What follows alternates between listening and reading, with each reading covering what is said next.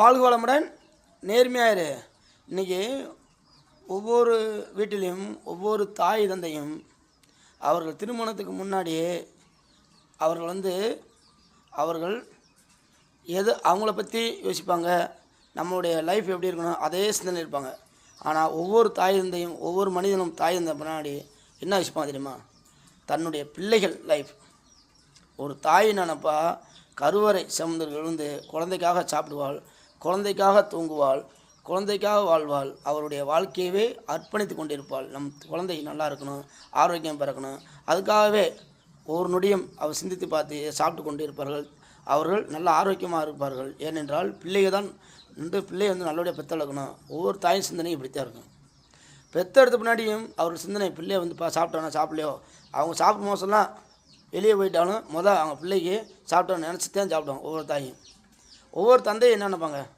தன் பிள்ளைகளுக்காக பிள்ளைகள் மகிழ்ச்சிக்காக ஒவ்வொரு தகப்பனும் வாழ்க்கையை அர்ப்பணித்து கொண்டு ஒரு நல்ல ட்ரெஸ் போட மாட்டாங்க, நல்லா சாப்பிட மாட்டாங்க.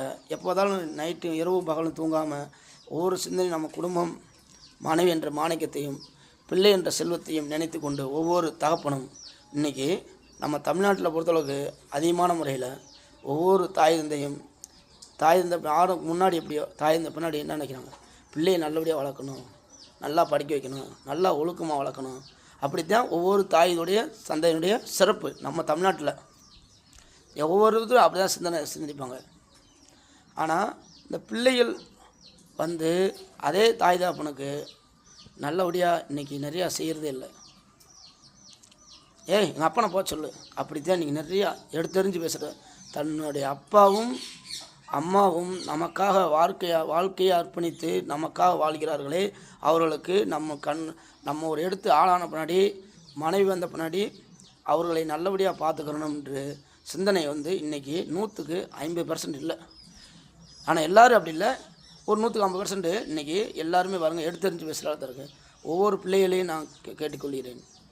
உங்களுக்காக அர்ப்பணிக்கிற தாய் தந்தையை நீங்கள் வளர்ந்து ஒரு கையில் 10 ரூபா வருமானம் வரமோ சார், அவங்க அதுக்கு நல்லா சாப்பிட்ருக்க மாட்டாங்க, நல்லா உடையை கொடுத்துருக்க மாட்டாங்க. உங்களுக்காக வாழ்ந்தவங்களுக்கு நீங்கள் அப்போ நல்லா ஒரு உடையை எடுத்து கொடுங்க. நல்லா சாப்பாடு அப்பாவும் அம்மாவுக்கும் நல்லபடியாக கவனிங்க. ஏனென்றால் நமக்கு தாய் தந்தை தான் உலகம். அவர்கள் தான் நமக்கு கடவுள்.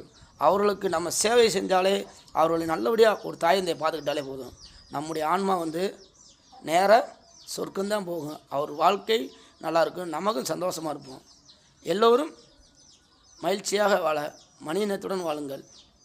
வாய்மை வெல்லும்.